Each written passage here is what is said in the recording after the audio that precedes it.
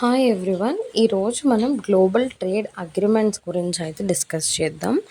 So, ఈ trade agreements అంటే అసలు ఏంటి అంటే, ఇవి కంట్రీస్ ట్రేడ్ అగ్రిమెంట్స్‌లోకి ఎందుకు ఎంటర్ అవుతాయంటే, టు ఇంక్రీజ్ ట్రేడ్ అనమాట. బ్యారియర్స్ తగ్గించడానికి, ఎకనామిక్ కోఆపరేషన్ కంట్రీస్ మధ్యలో పెరగడానికి ఈ ట్రేడ్ అగ్రిమెంట్స్ అనేవి చేస్తాయి. So, there are different types of trade agreements. ఈరోజు మనం మన వీడియోలో అవి డిస్కస్ చేసుకుందాం.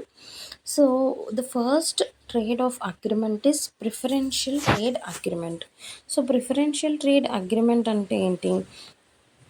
So countries give each other lower tariffs on some products. And ఇప్పుడు ఫర్ సపోజ్ మీకు మీ ఫ్రెండ్, మీరు ఒక తెలిసిన షాప్కి వెళ్ళారు అనుకోండి, అక్కడ మీకు ఒక 20% డిస్కౌంట్ ఇవ్వడం అనమాట, instead of full price.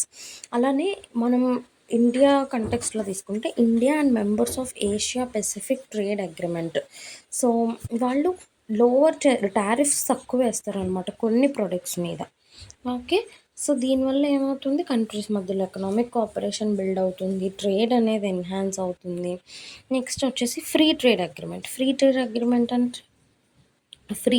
Agreement అంటే no entry fee. So countries remove tariffs on most goods traded between them. So mostly ఇప్పుడు India can sell many goods to Asian countries without paying import duties.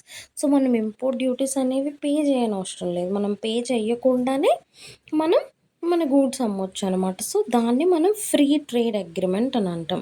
So ఈ free trade అగ్రిమెంట్లో ఏమవుతుంది, so మనం mostly tariffs అనేవి వేయం, లేకపోతే చాలా తక్కువ tariffs వేస్తాం అనమాట. సో ఇప్పుడు ఇండియా ఒకవేళ థాయిలాండ్ నుంచి గూడ్స్ ఇంపోర్ట్ చేసుకుంది అనుకోండి, అసలు దాని మీద మనకి ఇంపోర్ట్ డ్యూటీసే పడవు. అలాగని బట్ ఇండియాకి still impose different tariffs on goods coming from the US or China. Okay. So it's like free trade among members and separate tariffs for outsiders అనమాట. ఓకేనా. నెక్స్ట్ వచ్చేసి మనకి we have comprehensive economic cooperation agreement. So comprehensive economic cooperation agreement అంటే ఏంటి? It goes beyond trade in goods and include services, investment, technology, other economics. అంటే tariffs తగ్గించడమే కాకుండా investment పెంచుకుంటారు, బ్యాంకింగ్ సర్వీసెస్ పెంచుకుంటారు. సో ఇక్కడ స్టూడెంట్స్ అక్కడికి వెళ్ళడం, అక్కడ స్టూడెంట్స్ ఇక్కడికి రావడం, ప్రొఫెషనల్స్ అటు ఇటు షిఫ్ట్ అవ్వడం, వాళ్ళ దగ్గర ఉన్న టెక్నాలజీ మనకి ఇవ్వడం, మన దగ్గర ఉన్న టెక్నాలజీ వాళ్ళకి ఇవ్వడం, అది కాంప్రిహెన్సివ్ ఎకనామిక్ కోఆపరేషన్ అగ్రిమెంట్లో జరుగుతుంది. నెక్స్ట్ వచ్చేసి comprehensive economic partnership agreement. So ఈ కాంప్రిహెన్సివ్ ఎకనామిక్ పార్ట్నర్షిప్ అగ్రిమెంట్లో ఏం జరుగుతుందంటే, it is even more comprehensive than an FT. అంటే ఇక్కడ goods, services, intellectual property, regulatory cooperation. So example IT professionals ఉన్నారనుకోండి, ఫారిన్ మార్కెట్స్ని ఈజీగా యాక్సెస్ చేయొచ్చు ఇది కనుక మనం ఒక కంట్రీతో సైన్ చేసుకుంటే. ఇన్వెస్ట్మెంట్స్, ట్రేడ్స్ కూడా ఎంకరేజ్ అవుతాయి. Next customs union. So what is customs union? So ఈ కస్టమ్స్ యూనియన్లో ఏంటంటే, has all features of an FTA plus common external tariff against non member countries. అంటే ఇప్పుడు గూడ్స్ ఫ్రీ మూవ్లీ across some members. If products enters from a non member country, all members apply the same external tariff. So మీకు సింపుల్గా చెప్తా. So ఇప్పుడు countries trade చేసుకుంటాయి among themselves and charge the same tariff to non members. ఇప్పుడు మీరు group of friends ఉన్నారనుకోండి, మీరు ఫ్రీగానే ఒకరితో ఒకరు ట్రేడ్ చేసుకుంటారు. బట్ అవుట్ సైడర్స్ వచ్చినప్పుడు వాళ్ళకి మీరు ఛార్జ్ చేస్తారనమాట, మనీ కట్టాలన్నమాట. ఓకేనా. అది వచ్చేసి కస్టమ్స్ యూనియన్ మనకి. నెక్స్ట్ కామన్ మార్కెట్ అంటే ఏంటి? ఇందులో కూడా కస్టమ్స్ యూనియన్ ఉంటుంది, బట్ ఇక్కడ ఫ్రీగా movement of factors of production, labour, capital, వీళ్ళు కూడా ఫ్రీగా మూవ్ అవుతారు. Example European economic community. So worker ఒక కంట్రీ నుంచి ఇంకొక కంట్రీకి ఈజీగా మూవ్ అవ్వచ్చు వితౌట్ ఎనీ రిస్ట్రిక్షన్స్. అలాగే క్యాపిటల్ కూడా ఈజీగా మూవ్ అవ్వచ్చు అనమాట. ఇక్కడ మీకు రిస్ట్రిక్షన్స్ ఏముండవు. కస్టమ్స్ యూనియన్లో ఏంటి, మీరు ఒకరితో ఒకరు ట్రేడ్ చేసుకోవచ్చు ఫ్రీగా. కామన్ మార్కెట్లో ఏంటి, ట్రేడ్తో పాటు people, free movement of labour, services, goods, ఇవి కూడా జరుగుతాయి అన్నమాట.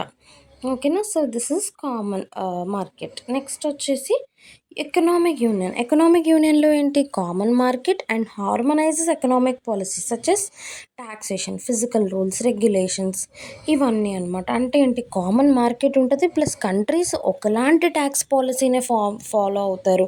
మేబీ ఒకలాంటి కామన్ కరెన్సీయే వాళ్ళకుండొచ్చు.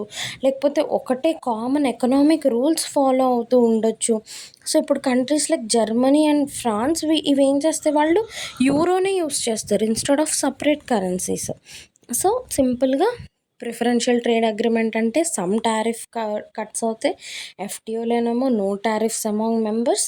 కస్టమ్స్ యూనియన్‌లోనేమో FTA plus same tariff for outsiders. Common మార్కెట్‌లోనేమో కస్టమ్స్ యూనియన్ ప్లస్ ఫ్రీగా లేబర్ క్యాపిటల్ మూవ్ అవుతారు. ఎకనామిక్ యూనియన్‌లో ఏంటి common market, common economic policies, common currency కూడా ఉండే ఛాన్స్ ఉంటది. సో, మేజర్‌గా అక్కడ పీపుల్, మనీ అన్నీ ఫ్రీగా ఒకళ్ళకొకళ్ళు మూవ్ అవుతూ ఉంటుంది. సో, ఇదంతా జరుగుతుందనమాట. So, these are the various trade agreements అనమాట for us. So, order is first PTA, తర్వాత ఎఫ్టీఏ, తర్వాత సీఈసీఏ లేదా ఈపీఏ, తర్వాత కస్టమ్స్ యూనియన్, తర్వాత common market, economic union, monetary union. Okay. So, దీనివల్ల ప్రోస్, కాన్స్ ఇవన్నీ ఏంటి? సో, ప్రోస్, కాన్స్ అవన్నీ ఏమున్నాయి వీటిల వల్ల? సో, వీటిల వల్ల మనకున్న ప్రోస్, కాన్స్ ఏంటంటే ఫస్ట్ ప్రోస్ వచ్చేసి మనకి ఫ్రీగా ట్రేడ్ జరుగుతుంది. ఎకనామిక్ కోఆపరేషన్ అనేది ఇంక్రీజ్ అవుతుంది. సో, ఒకళ్ళకొకళ్ళకి టెక్నాలజీ ట్రాన్స్‌ఫర్ జరుగుతుంది. ట్రేడ్ అనేది ఇంక్రీజ్ అవుతది. Free movement of people and money. Services sector పెరుగుతది. మార్కెట్‌లో టెక్నాలజీ ట్రాన్స్‌ఫర్ పెరుగుతది. ఒక కంట్రీకి ఒక కంట్రీ హెల్ప్ చేసుకోవచ్చు. టైస్ పెరుగుతాయి. ఎక్స్‌పోర్ట్స్, ఇంపోర్ట్స్ ఇవన్నీ పెరుగుతాయి. So, it will be helpful. Then what are the challenges? చాలా ఛాలెంజెస్ ఉన్నాయి మనకిందులో. సో, కొన్ని ఛాలెంజెస్ అయితే నేను మీకు ఎక్స్‌ప్లెయిన్ చేస్తాను. సో, ఛాలెంజెస్ వచ్చేసి ఒక్కొక్కసారి ఏమవుతుందంటే వాళ్ళు కొన్ని ప్రొడక్ట్స్ మీద సరిగ్గా మనకి టారిఫ్స్ ఎయ్యకపోవచ్చు. ఇప్పుడు ఫర్ సపోజ్ ఫస్ట్ ఛాలెంజ్ వచ్చేసి అసలు ట్రేడ్ డెఫిసిట్ జరగవచ్చు. అంటే మన ఇంపోర్ట్స్ ఎక్కువైపోవచ్చు. Faster than our exports. అంటే మనం ఎక్కువ తీసేసుకుంటున్నాం అనుకోండి. మనం ఎక్కువ పే చేయాలి కదా! సో, ఎక్స్‌పోర్ట్స్ ఎళ్ళకపోవచ్చు. ఇప్పుడు తర్వాత వచ్చేసి చీప్‌గా ఫారిన్ ప్రొడక్ట్స్ మన దగ్గరకొచ్చేసాయనుకోండి. అందరూ అవే కొనుక్కుంటారు. ఇప్పుడు చైనాలో నుంచి వచ్చే చీప్ ప్లాస్టిక్ ప్రొడక్ట్స్ అందరూ అవే కొనటం వల్ల లోకల్ ఇండస్ట్రీస్ అనేవి దెబ్బతింటాయి. వాళ్ళతో మనం కాంపీట్ అవ్వలేం. మనం ప్రొడ్యూస్ చేయలేం. సో, లోకల్ ఇండస్ట్రీస్ దెబ్బతింటాయి. స్మాల్ మ్యానుఫ్యాక్చరర్స్ ఆ చీప్ ప్రొడక్ట్స్ మీద దే కెన్ నాట్ ఇన్వెస్ట్ అనమాట. ఓకే.